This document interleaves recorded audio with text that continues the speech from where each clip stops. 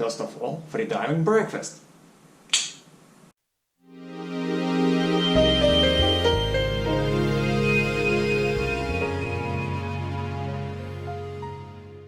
Hallo zusammen, willkommen bei Freediving und mehr. Ich bin Vlad und heute möchte ich mein Frühstück vorstellen. Mein Frühstück ändert sich seit Jahren nicht, aber schmeckt mir immer noch. Es ist leicht zu zubereiten und es hat genug Kalorien und Ballaststoffe zum Start in den neuen Tag. Das ist der banale Haferbrei mit Früchten. Das Rezept kommt noch und hoffentlich gefällt euch auch.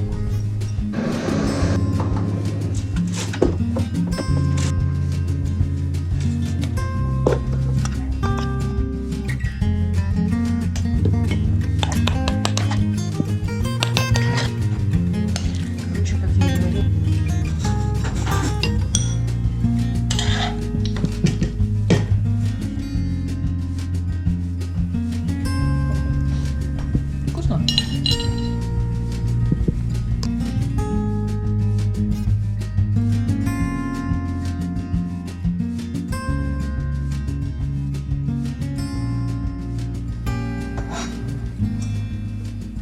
Wow, incredible. I'm okay. And subscribe please.